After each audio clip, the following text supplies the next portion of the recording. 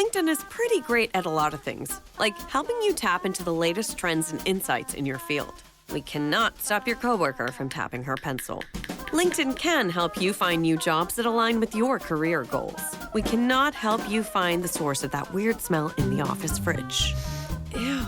And while we can't stop your coworkers from bringing their hobbies into the office, LinkedIn can help you bring your career to the next level. LinkedIn is the network that works for you.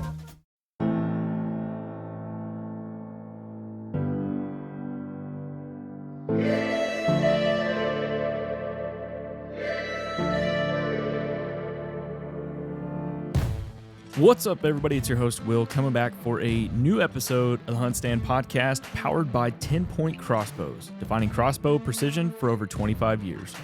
On this week's episode, we got bow hunter die member Justin Zarr coming on with us to talk public land whitetail hunting. He's fixing to go out to Kentucky to chase after some deer himself with bow in hand, and he's going to give us some strategies on how he chases after these frisky little whitetails on public land.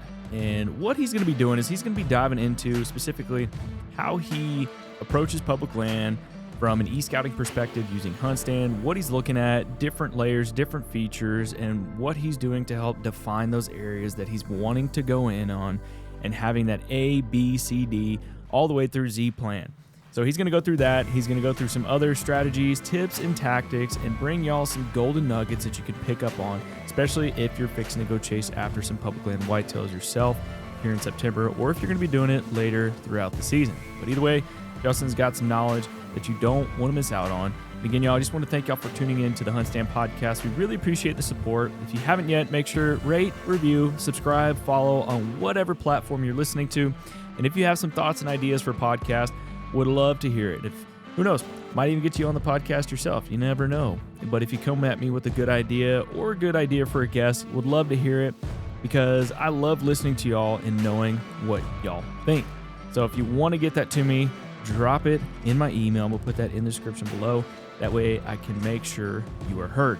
If you haven't yet, make sure you got the HuntStand app downloaded. We got free, pro, and something you're going to want in your pocket this fall is Pro Whitetail. It's got all the features you need to chase after whitetail and maximize your time in the woods and be more efficient this fall. We've got the new rut map layer, we've got the whitetail activity forecast, whitetail habitat, and more that you don't want to miss out on. So if you want to unlock all the features of Pro Whitetail, upgrade today.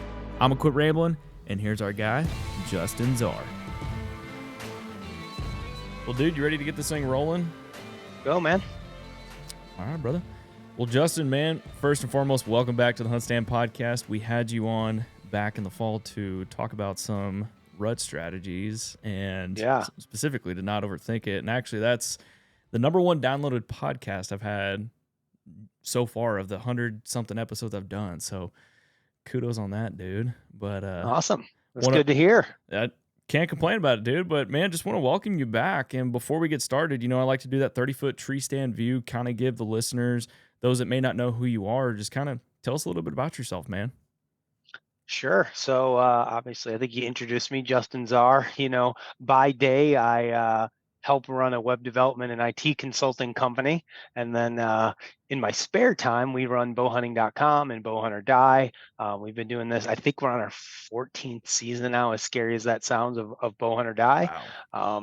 So pretty crazy that we're getting ready to head into middle of our second decade of doing that. Wow. But, I grew up here in Illinois, grew up in a bow hunting family. My dad actually owned an archery shop when I was a kid. Sweet. And my mom worked second shift. So after school, she would drop me and my sister off at the bow shop, and I got to hang out at the bow shop all night with my dad and his buddies. He was a check station at that time as well. So we were checking in deer. He taught me how to build arrows when I was 8 or 9 years old. We'd leave the bow shop at night and go home, and that's back before arrow wraps were a thing. So we used to crest a lot of arrows. We'd dip them in paint and then sit with a little spinner, and we'd crest them with little fine paint brushes, and then fletch them on Bitzenberger jigs. So that was my upbringing. I've been around archery and bow hunting since as long back as I can remember, and here we are. Dude, that's quite the journey, man. That's pretty cool, though. Yeah.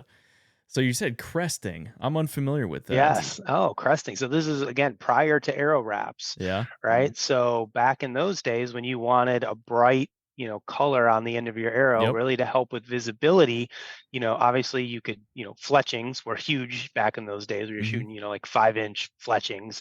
But the back of the arrow, you would actually dip it into paint and it would be like a bright color paint. So we had this kind of jig made up where you would put a bunch of arrows in it, and then the paint was in these like vertical, like thin canisters, and Huh. you would dip them down in there all to the same, level. You'd put like a mark on the arrow, like 6 inches or 8 inches, Yeah. whatever you wanted, and then you'd pull it up and you'd let it hang there so it would drip off the ends, any excess.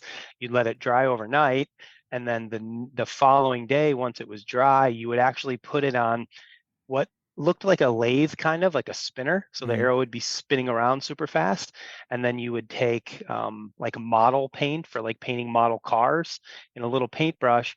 And if you wanted those little, circles that went around in different spots, you would just touch it on the arrow Ah. and it would leave a little mark. So Ah. you would crest all of your arrows and put different like designs on them to make them look cool. It's way easier now with arrow wraps, Yeah. but yeah, we spent a lot of time doing that. I mean, again, I was 8, 9, 10, 11 years old, something like that, and then once those would dry, we had a table, like not the full table, but almost like a jig set up on a table with a bunch of Mhm. bits and burgers that went around in a circle. And that was, prior to having all the fast set glues that we have now. So we were using Loctite back in the day, the boning Loctite, and you'd put it in the clamp, run a bead, stick it on there, and then that thing had to sit for 10, 15 minutes before you could go to the next fletching. So you would try to do, Oh, a dozen arrows at a time. So you do one and then move to the next, to the next, to the next. By the time you got around, then you could pull the clamp off, rotate it, and go to the next one. So building arrows took a lot longer back in those days. I mean, that's also when we were gluing nocks onto arrows. Nowadays, you index the nock, right? The mhm. uninock came out and you could put it in there and you could spin it around. In the early days, that wasn't a thing, man. You literally glued the nock onto the back of the arrow, and if something happened to the nock or you wanted to move it, you were cutting it off. Then there was a little tool to clean the back of the arrow and then gluing a new one on. Dude. Learn something new every day, man. Didn't know I was gonna get a little archery tech lesson this morning. I was like, Yeah, yeah, dude, building arrows back then, that took quite a bit. I like that. yeah, yeah. So we used to build a lot of custom arrows for guys that wanted specific color. So this has been a thing since the 80s. Guys wanted very specific colors on their bows to, like, whatever, match their sports team or whatever they liked. But yeah, the invention of arrow wraps and quick set glues, and then like your what is it, the easy fletch, the Yep. AAE easy fletch little jig where you can do 3 at once. Like, that's just made building arrows like infinitely easier than it used to be. Big time. Big time. Yeah, when I used to manage a shop, I just had a little carousel with the Yeah, bits and bergs on it and I would just get after it. yeah. So, But I mean, you could, run a bead, throw it on there, and yep. if you're using like the accelerator, one little spray of accelerator, and it's Mhm. it's locked in place, and you could do the next one immediately. In the early dude, we were sitting and waiting and waiting and waiting for stuff to dry because they didn't want to pull the clamp off too soon and then have the God. fletching move or something. So yeah, I mean, we used to buy Fletch Tite in these, like, I don't know, pint Mhm. maybe cans, and then you'd pour it out into these little dispensers, these little plastic. I guess, yeah, they were little plastic dispensers that you would use to put it on the Dang. on the fletching. So yeah, times have changed quite a bit, my man. Yeah, I couldn't imagine doing that. I had a customer one time that came in, and actually, it was a customer's assistant came in one day. I got a phone call and asked if I had 200 FMJs in stock. I'm like, yeah, I got plenty of them here. I got like 250, 260, something like that.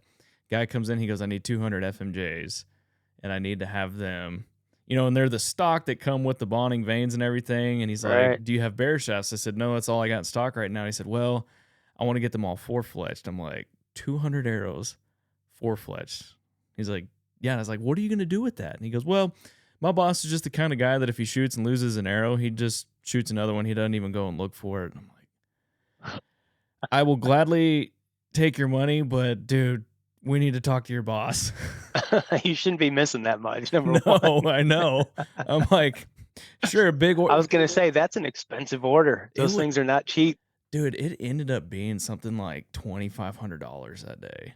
Yeah. I mean, it was Hey, nice. it's good for you, I but know. Nice little bump for the shop. The owner's like, "Did you sell $2,500 in arrows yesterday?" I said, "Yup." So that's pretty funny. yeah.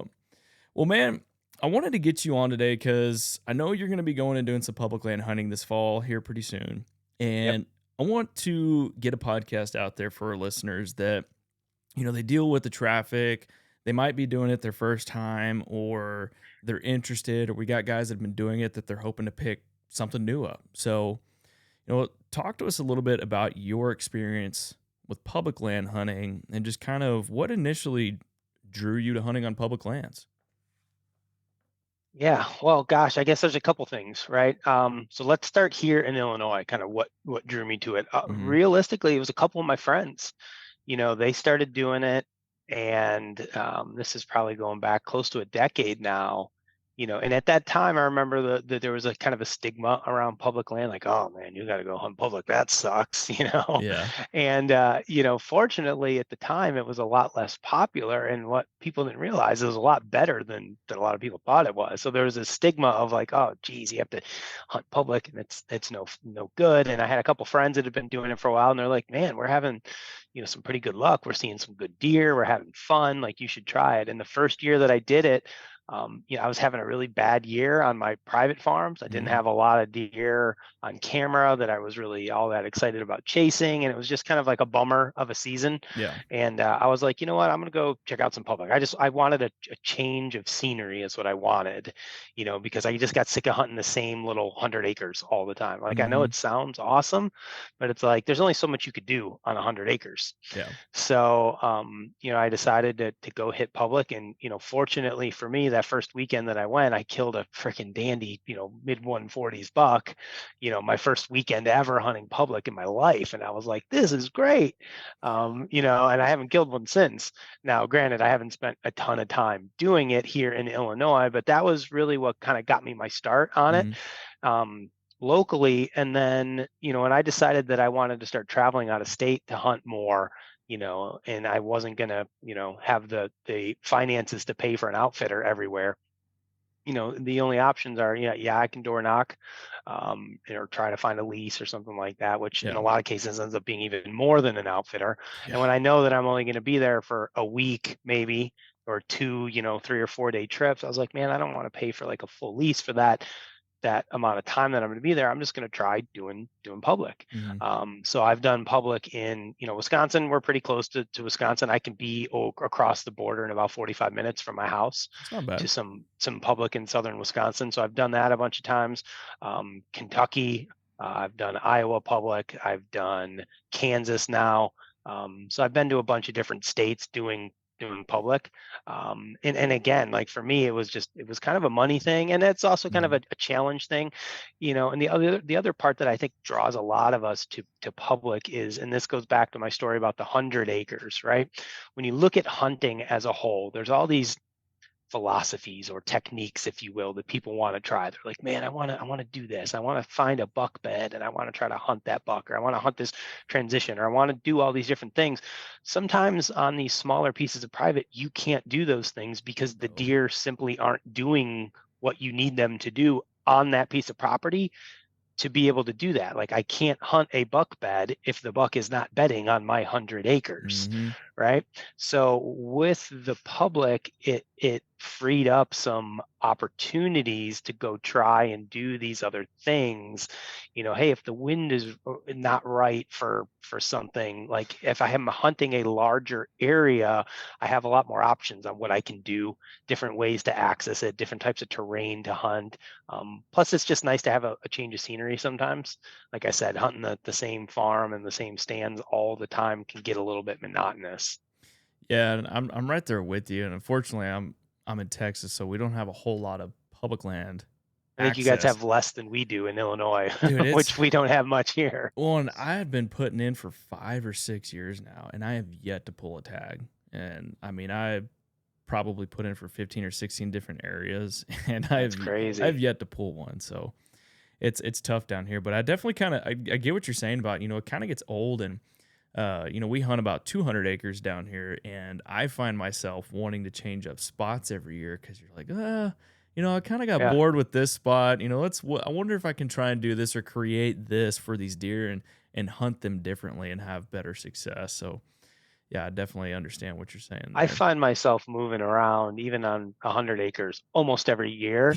But what seems to happen is I work myself in a big circle Hmm. and eventually I end up back where I began Yes. because that was probably the best spot. But then I was like, I need to change. I didn't kill one here last year. Yes. I gotta do something different. And there's always going to be kind of micro movement changes, from year to year based Hmm. on maybe a tree falls down over a trail that the deer used to use and they have to route around it, or the food source changes or something like that. There's always going to be some sort of, I feel like, micro adjustments that you have to make, especially when you're bow hunting every year. But by and large, again, I find myself like 5, 6, 7 years down the road, 10 years down the road, being like, man, that tree that I hunted 10 years ago was actually a really good tree. Maybe I need to get back to it. But I've changed just for the sake of change. I Yeah. think we do that a lot, not just in our hunting, but like in our gear that we use. Hmm. You see guys all the time. I'm gonna try a new broadhead this year. Well, what's wrong with your old one? Nothing. Killed a lot of deer with it. It's a great broadhead, but I Just feel want to like trying tinker. something new. I got suckered in by that company's marketing. That's what happened. Heck yeah. Yeah. Like, what was it? The new UltraView site that dropped yesterday. Oh, I saw that. I almost got suckered into it. I'm like, I don't need to pay that much money for that right now. I would be ashamed to admit how many products I've had in my cart at Lancaster, like online, Yeah. that I just don't like hit the button on, and then later on I'm like, I don't really need that, and then I delete it. Like it's terrible. I'm like a bulimic like cart shopper. Like I put it Dude, in there and then I take it out. I did the same thing with that yesterday. I was like, if I buy this, how pissed is the wife gonna be? I was like, I probably shouldn't do this one. So I've had a Stan Onyx clicker thumb release in my cart at Lancaster for probably 2 months, and every time I go to do it, I'm like, ugh, do I really need to do this? There's nothing wrong with the release I have right now. But then in the back of my mind, I'm like, PJ says it's really good. PJ, Maybe I need one. yes. Well, man, let's I want to circle back to public land and Yeah, before we kind of, one of the issues with hunting public land is a lot of people face traffic, other hunters, but before we get to that, I kind of want to pick your brain and find out how you approach scouting on public lands, to identify those potential hunting spots. So, a lot of times you're going out of state, like you're going to Kentucky this year, you probably most people don't have the chance to go out there and do any kind of preseason scouting or anything. So, how are you using an app like HuntStand or just kind of going around looking at trying to identify those spots? sure. Yeah, I mean, an app like HuntStand has been invaluable for a variety of reasons for this whole public land out of state hunting movement, right?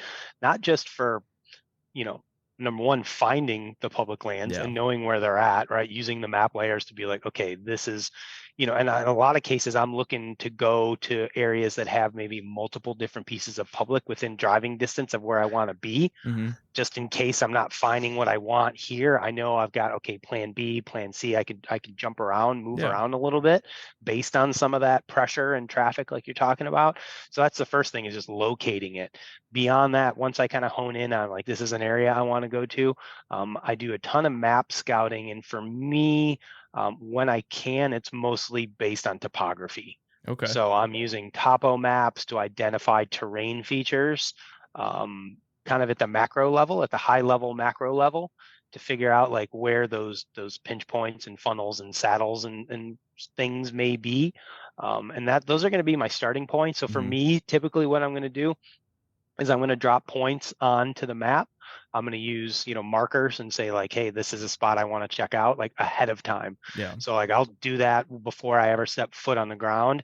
And then once I get there to go hunting, in a lot of cases, I am trying to pre-scout during the spring if I know I'm going to be going there that fall. Yeah. In 9 out of 10 times, just about everywhere I've ever gone, I've done that. Now, once I've been there and I know what I'm dealing with, I don't tend to go back every year Hmm. because I have a cursory understanding of the area and kind of where I want to be. But I do try to make it a point to get there in February or March if I can. Yeah. It really helps for me what it helps to do is just confirm that what you saw on the map is what's actually there in real life. It's that old boots on the ground scouting, because sometimes what looks good on a map, you get there and you're like, this just isn't as hot as I thought it was going to be. And when you're going on these out of state trips that are limited in the amount of time, like you have to be able to cut out bad areas quickly, because you Yeah. certainly don't want to be wasting your limited amount of time hunting in those spots. So that's where that preseason really comes into play. And then I try to leave myself a little bit of time when I get down there, kind of that first day, to drive around, look at crop rotation, because that's a Mm-hmm. big thing. If you're there in the winter, the crops aren't planted yet. You're like, okay, this field was, corn this year. I'm going to assume that it's probably going to be beans this year based on the rotation, but you just never know. Sometimes you get there and it was a winter wheat field over the winter that they picked and didn't do anything with, or they planted corn again or whatever. So Yeah. um, getting that drive around or that initial walk around to understand the lay of the food, then I'll kind of finalize my game plan for where I'm going to go hunt. Okay. So I want to back up just a little bit. You talked about specific terrain features that you're looking for, like pinch points. How are you identifying those within HuntStand when you're doing your e-scouting? What are you looking for? You're Sure. looking for those tight topo lines. Yep. You looking for creek beds? Like, what are you specifically looking for to identify Sure. those areas? The first thing I would say is to anybody that wants to do this, I would highly recommend going and picking up an old book. It's called, what is it called? Mapping Trophy Bucks by Brad Herndon. Is that what it's called? Hold on. Mapping Trophy Bucks. It looks like you can still get it on Amazon. This was written like in the 90s, I want to say, by Brad Sweet. Herndon. It is a fantastic book when it comes to just generally getting an understanding of topography and how deer use it, Mm-hmm. and how to use maps to scout for whitetails. Going back to those old arrow cresting days, my dad used to hunt northern Wisconsin a lot when I was a kid. And this is, again, back before apps and everything. We had these giant topo maps that he would order from some map company. They were Yeah. laminated, they were 4 foot by 4 foot, and we'd lay them out and we'd look at all those maps ahead of time, doing the same thing that I'm doing now with an app on my Mm-hmm. phone, we used to do with physically printed maps. But yes, mapping trophy bucks is really where it began for me, probably 20 years ago when I read that book. So now what I'm doing is, yes, I'm heavily looking at topo maps. To your point, I like to go into areas that have pretty decent elevation changes and Yeah. terrain features, because that's the easiest stuff to e-scout for me. As an example, the piece of public that we're getting ready to go hunt in Kentucky, a portion of it is pretty hilly, pretty steep terrain. And then there's a good portion of it that's just a big flat river bottom ground. And I kind of avoid that section because for me, it's a little bit more difficult you have to put boots on the ground in that case to go find those areas that the deer are using. You're using more aerial maps at that Yeah. point. But there's only so much you can see from an aerial map of a big chunk of flat woods, right? I got Yeah. to get boots on the ground to figure that out. It takes up a lot of my time. So I kind of just like push that off the board to a certain extent. I go gravitate to the area that's got more topography, where I know deer are going to use that topography in certain ways. So I'm looking for those points, that have kind of steep drops on one or both sides of them, Mm-hmm. figuring that you're probably going to get a buck bedding in or around one of those points. In most cases, that's been my experience. If you were to look at a topo map and find a chunk of timber that has, a good, well-defined point with, pretty steep topography, again, on one, if not both sides of that point, you could pretty much guarantee that 80% of the time there's going to be a buck of some sort bedding or multiple bucks bedding on or around that point. They Yeah. just really seem to prefer that. So I'm looking for that.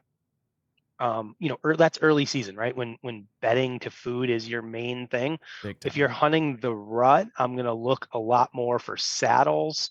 I'm going to look for benches on the side of a ravine. So a bench is going to be something that's like you have a fairly steep ravine, so you got those tight topo lines, Mm-hmm. but all of a sudden you got a spot in there where those lines are a little bit farther apart. Yeah. So maybe it's steep and then it flattens out a little bit and then gets steep again. Those spots, saddles, which are areas where those deer are going to cross over the top. I'm looking for that type of stuff on a topo map first. And again, that's where I'm dropping my pins. And then what I'm also doing is I'm trying to figure out how I would access those, what directions I would access them Yeah. based on wind, because obviously you don't know what the wind's going to be when you get there, right? So I'm going to try to have some sort of an idea of like, hey, if we're going to have south winds, and I'll watch the weather for the days leading into my hunt, Hmm. be like, okay, we're going to have south winds, we're going to have north winds, we're going to have an east wind, whatever. And then I'll try to start narrowing down some of those pinpoints, be like, okay, well, this spot doesn't look like it's going to work on this wind based on my access or wherever the food may be. So I may put that one in my back pocket, as like a plan C. And then I'm going to try to narrow down to those primary ones that I really want to get in there and check out first thing when I get there. Man, that's all really good information. One of the questions I have, because I'm unfamiliar with it, I'm not a big public land guy. The only public land I hunt is when I go out west after big game. And one of the things that those big game guys look at is they try to find like those northeast facing slopes a lot of times. Are you particularly looking for any slope like that on some of the topography, or is that really even a factor with public land whitetail? Not really. I know a lot of guys. The only time that I feel like slope face really plays a factor is maybe like really during the late season when it's cold Yeah. and snowy, and you get deer that are preferably bedding on some sort of south exposure, Hmm.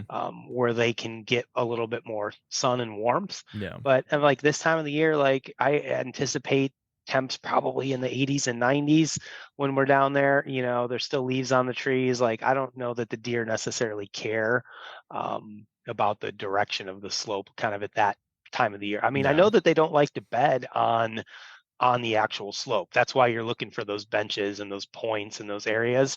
I don't think the deer like to bed where it's actually sloped. They want a little bit flatter Yeah. ground. And then in my experience, they tend to not bed low. And I think it's just a wind thing, wind swirling all over the place. You get a little bit more consistent winds the higher you go. So I feel like they can be a little bit better protected bedding higher. So again, that's kind of what I'm looking for. I'm looking for that top half to top third, Hmm. bench. And then I'm looking for points. And then obviously food sources is a really big thing, especially in early September. So you're looking for, beans or hay or something like that. Gotcha. Gotcha. Yeah, those are all good nuggets there for anybody that's paying attention to that. So hopefully a couple folks picked up on that. So the next thing I kind of want to talk about is, you've identified these key features, you've put markers down.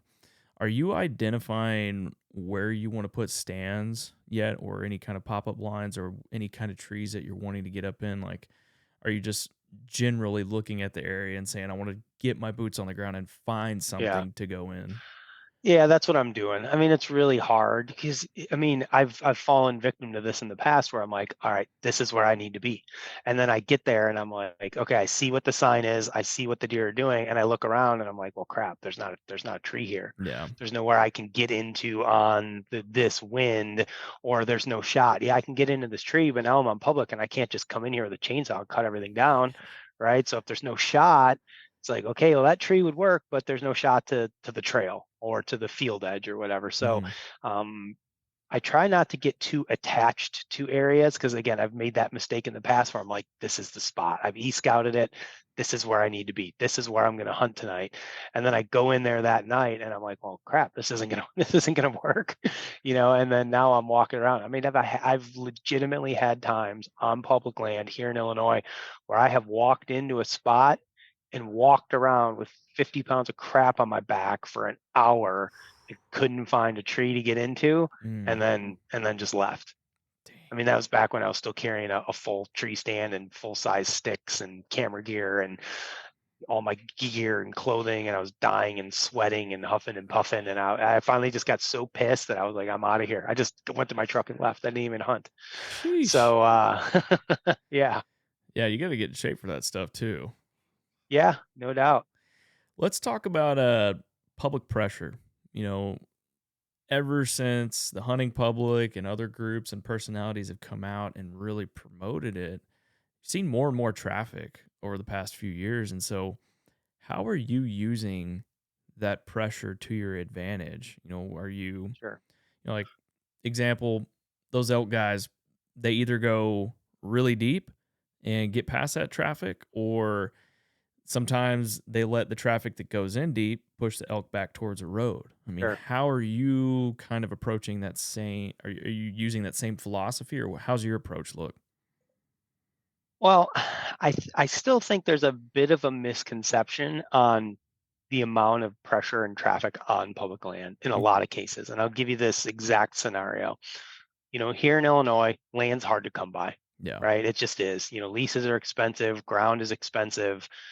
So if you're the average person, let's say that doesn't own their own property, and Hmm. you're hunting a piece of property, whether you're leasing it or you got permission, usually you're not the only person on it. Yeah. So on it, as an example, I got a 100-acre lease that in the past I've shared it with this year it's just me and another guy. Hmm.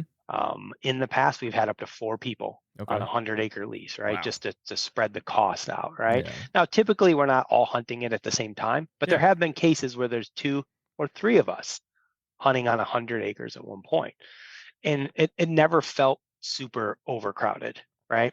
It was like, hey, I'm going to be over on this ridge. You're going to be on this ridge. That guy's going to be on that ridge. We're not going to see each other. We can't hear each other calling. We kind of coordinate, together. Sometimes we see the same deer passing through the woods. Oh, Yeah. there's a buck, and yeah, whatever. But it never felt like crazy, crazy pressure, right? But even let's say 2 guys on 100 acres. That's one guy for every 50 acres. Hmm. You get into a 1,000-acre chunk of public, right? And you Yeah. show up, and there's a couple trucks there, and maybe there's 6 trucks, 8 trucks on 1,000 acres, and you're like, holy crap, there's 8 trucks parked here, right? Well, in that case, you're still looking at well over 100 acres per guy True. on that piece. Whereas on my private piece, I'm hunting 50 acres or less per guy. So in a lot of cases, there's actually fewer people on the public per acre than there are on the private. Hmm. Now, the downside of that becomes for the guys that are smart and know where to go, they tend to congregate in what look like the best areas on the map. That Yeah. can be one of the downfalls of e-scouting, which is everybody's doing it. We're all looking for the same stuff. We're all listening to these same podcasts. We figure out, hey, these are the best areas to be.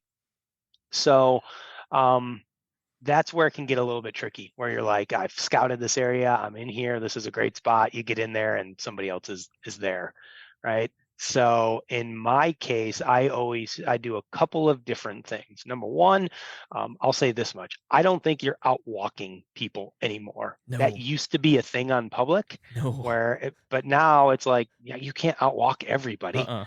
Everybody wants. You can only be so hardcore. You can only go so far. Yeah. On a 1,000-acre piece of land, I can only get so far from one parking lot before I'm actually getting closer to the next parking lot down the way, and that's usually about a half mile, maybe 3/4 of a Hmm. mile. It's not that far. So the idea that you're going to out hustle everybody and outwork them, unless you're on like out west, right? Yeah. These guys that are going deep, deep, deep for elk, like, yeah, you can do it there. Most of your public land whitetail stuff, you ain't out walking anybody. So now you Hmm. just have to be a little bit smarter about what you do, where you go, trying to find some of those overlooked spots. You can, I guess, out hustle people if you're trying to get into some more difficult areas. There are always going to be spots that are going to be more difficult to access, where you are going to lose a certain percentage of people, whether it's a steep ass hill that somebody doesn't want to climb, or Yep. a swamp they don't want to walk across, or a deep creek or river that they can't really get across very easily. There are ways that you can try to kind of leave some of those folks behind. For me, it's been about just having a multitude of options. Yeah. If I get to spot number one and somebody's in it, I'm going to spot number two. Hmm. Or, you can always just be like, hey, I'm just still going to hunt here. We could be a couple 100 yards apart. What I've found in my public land hunting through the years is that the other hunters that I meet are very cordial. They're very nice. They're very willing to modify where they're going to go based on where I'm going to go. Like if I'm in a parking lot getting ready, And I've had this happen. I'm getting ready. I'm getting ready to walk out, and a guy pulls in the parking lot behind me. Oh, hey man, how's it going? Good, good. Hey man, where are you headed to? I'm gonna go back over XYZ in this area. Oh, cool. Yeah, I was thinking about going there, but I tell you what, you're already gonna go there. I'll go somewhere else. I'll go over Yeah. here. Or I've done the same thing for other guys. Oh, you're gonna be back there? No problem. I got a plan B in my back pocket. I'm gonna go over here. Um, so for me, that hasn't been as big of an issue. The thing that sucks is just when somebody walks in on you, not knowing that you're there. That's a bummer. Yes. And there's not much you can do to control that. I mean, we've had guys walk in. I remember we hunted early season Wisconsin opener a couple years ago. We had guys walk in and set up 200 yards from us, and they were like grunting and rattling and just all sorts of stuff on opening weekend. And we just kind of laughed. Like it was opening morning, I want to say. So we Yeah. weren't really super high on like killing anything anyways. We just wanted to be there. But yeah, I mean, you take the good with the bad, right? Yeah, you have to, man. And I think that's where I kind of want to take this conversation next is you had some really good points about using that pressure to your advantage and stuff, or not necessarily using it to your advantage, but more or less, you just got to have all those game plans, plain and simple. You just A through Z. You got to have as many game You have plans to. you do just Yeah, for every and having situation. plan B isn't good enough. You got to have C, D, and E because you just never know what you're going to run into. And because if you run out of plans and you're like sitting there and it's 3 o'clock and you're like, crap, I gotta get out Yeah, and I don't know what to do. Now you're just flying blind. And yeah, you could luck into something at some point, but it's certainly better to be prepared when you can. 1000%. So, I mean, that's where I want to take the conversation next is you alluded to it a little bit ago, but, is let's talk about being a friendly public land hunter and being respectful to the other guys, other fellow hunters that you're sharing that piece with or, that big section with. And I liked what you talked about in the parking lot, trying to make sure, find out where everybody's going so that way you just don't cross paths or anything. What are some other things that you feel like, especially with season nearing us, that the listeners definitely need to listen in on just in terms of being a good fellow hunter? Sure. I mean, that's a big one, just trying to be respectful when you do run into somebody, Mhm. just trying to get out of there as quickly and quietly as possible. Sometimes you run into a guy and it's unfortunate because you may be going past where they're at. Yeah. So it's like, I get it. They want you to turn around and leave, and you're just like, sorry, dude, I got to go through here. And Yeah. it's usually just a quick wave and I'm out of here. And that stinks. I think in the mornings, from a safety perspective, having a light and always make sure you're using a light walking in. If somebody is getting close to you, just give them a little courtesy flash if you're up in the tree. Hmm. That's kind of like, how like people in Jeeps and motorcycles like wave to each other Yeah. when they drive by. I Yeah. feel like that the courtesy flashlight flash from a guy in the dark who's already in his stand when you're going through the woods. If you get too close to him, that's kind of the public land, or I call it the public land wave. I had one a couple years ago. I was in a stand again, Wisconsin, early season. It was 90 degrees. I had this kid come walking by with his bow, and he's in a pair of shorts, and he's just walking the kind of the edge of this field, and he sees me, and he kind of just gives me the public land wave, and just Yeah. moseys on his way, keeps going. Um, so yeah, just trying to be respectful. We're all out there doing the same thing. It's Hmm. been cool through the years. Again, I haven't hunted a ton of public land, but the times that I have hunted it, like everybody I've met has been cool. I've exchanged numbers with a lot of people, including some guys that I've, still kind of kept, in touch with through the Yeah. years. In fact, I just texted a guy yesterday or the day before about Kentucky, because I met him the last time I was down there, and I was like, hey man, are you going to be down there? Have you been down there the last year or two? What have you been seeing? And he's like, yeah, I haven't been down there, but I'm trying to get down there this fall. This is kind of some of the stuff that I'd be looking for. So yeah, I mean, it's cool. I know a lot of folks that have made, pretty good friends and connections with people. The other thing that I've done with folks through the years is, a lot of times I'm on these trips and I might be by myself, Yeah. and I meet other people that are by themselves. And I like to exchange numbers just to be like, hey man, if something comes up, you shoot a deer, you need help tracking it, you need help dragging it, you get yourself into a pinch, you get stuck on the side of the road, you need to get pulled out, whatever. Like it's nice to have somebody.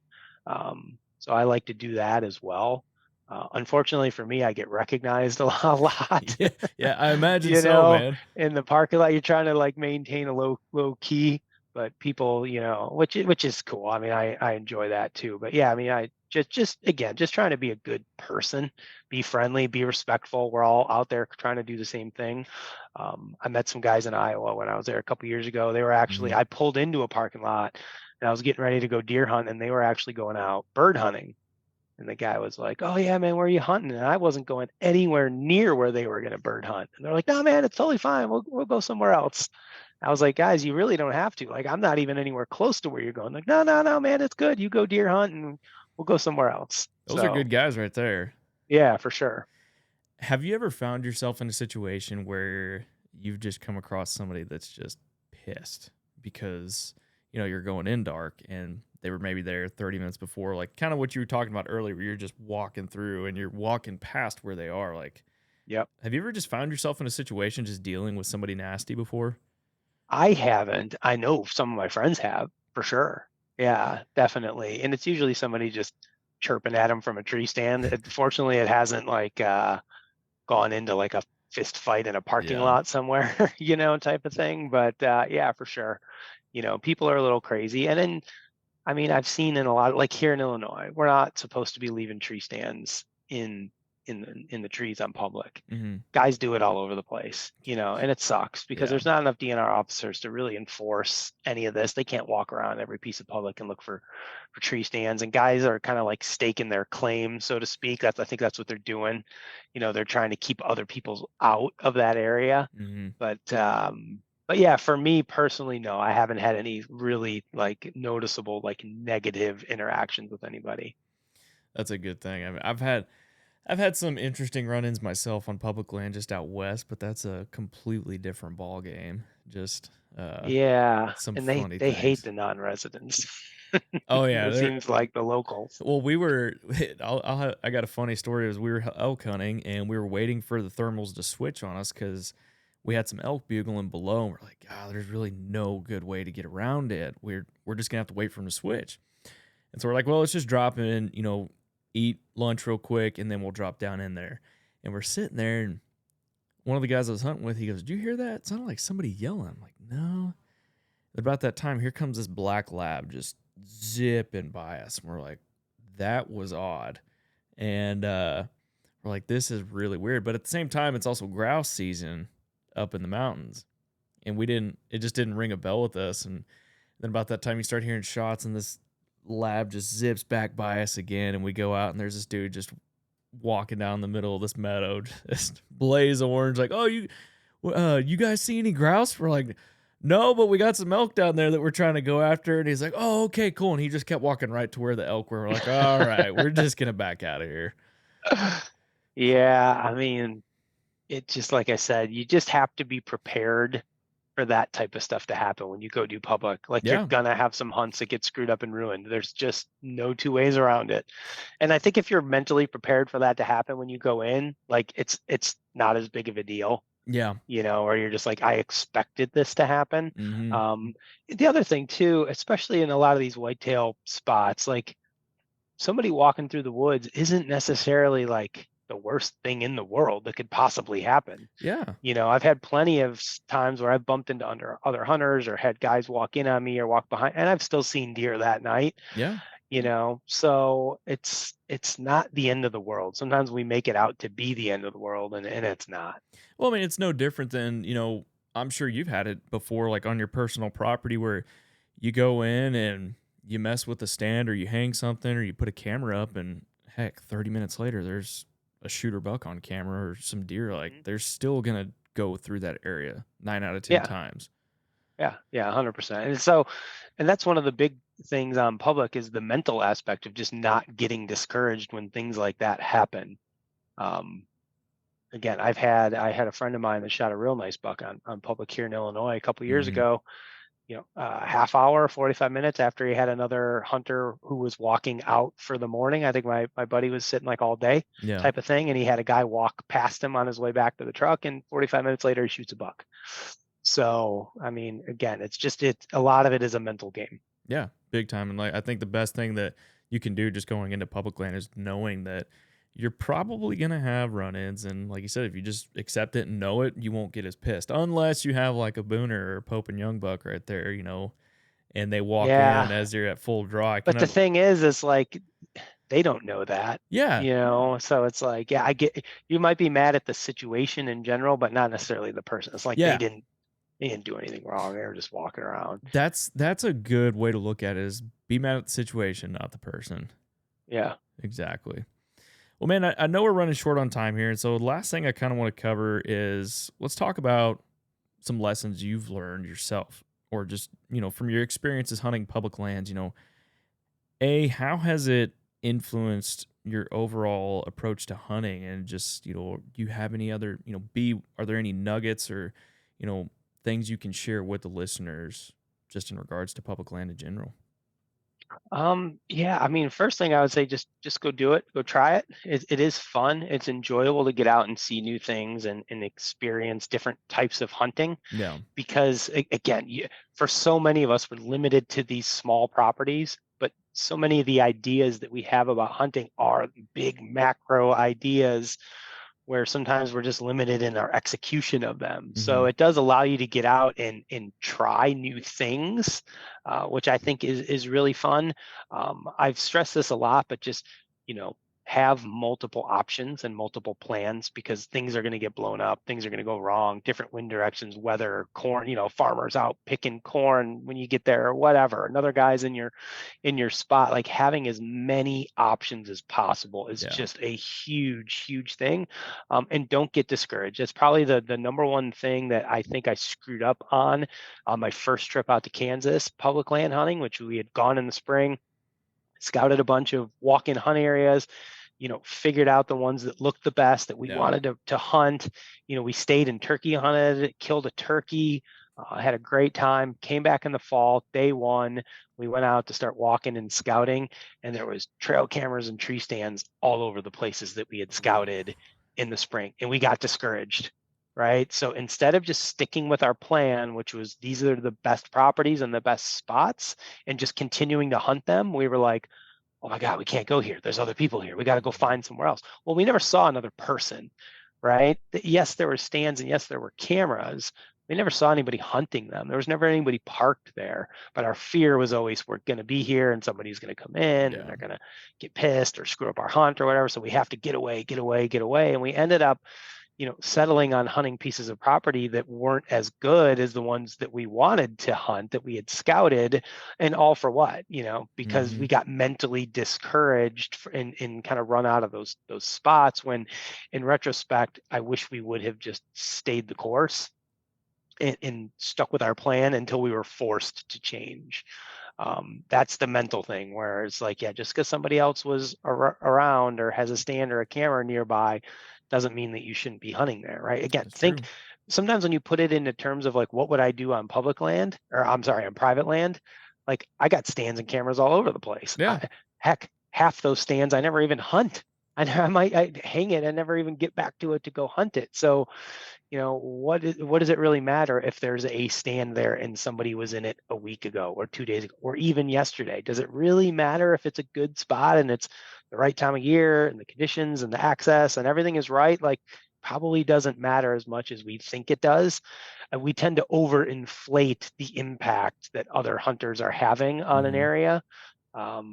And then we seek out these other areas where nobody's at. But sometimes we're seeking out those areas, but nobody's there for a reason. Could be because the spot sucks, It's true. and then you end up kind of running yourself right out of the game. That's true, man. That's true.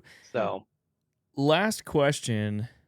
Have you learned anything on public that you've taken back and applied to like one of your private pieces?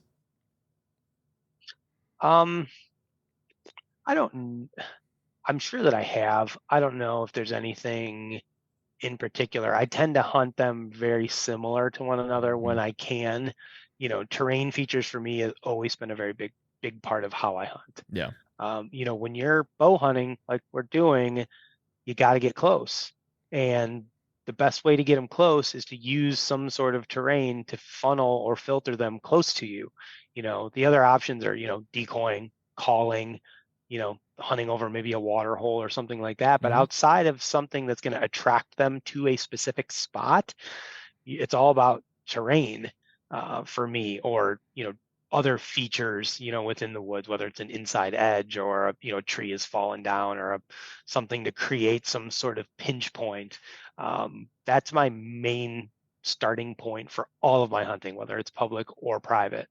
So yeah, I mean, I always start there and then try to fine tune from there, because again, the game is all about getting close. It's all about getting within bow range. Seeing a deer isn't good enough. It needs to be close enough for me to kill it.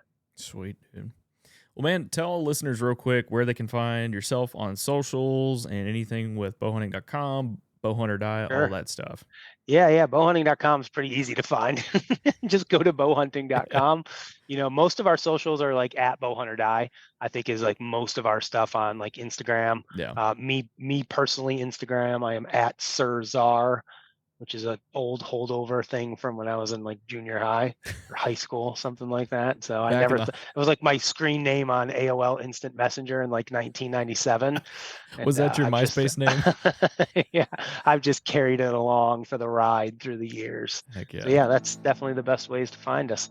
Cool, man. Well, love it, dude. Well, man, I really appreciate your time just hopping on the podcast with me today, and good luck to you out in Kentucky, man. Thanks, man. Appreciate it. All right, y'all, there you go. Hopefully you were able to pick up on some of those golden knowledge nuggets from Justin on chasing after public whitetails with your bow in hand, or you might even go muzzleloader rifle. Who knows what you're going to be doing, but hopefully you were able to pick up on some of these tips and tactics that Justin brought to y'all from using HuntStand and just some overall general knowledge to chase after public land whitetails, how to avoid pressure, and just going at it how he does. So we just want to thank y'all again for tuning in to the HuntStand podcast. Good luck this fall, and we'll see you on the next one.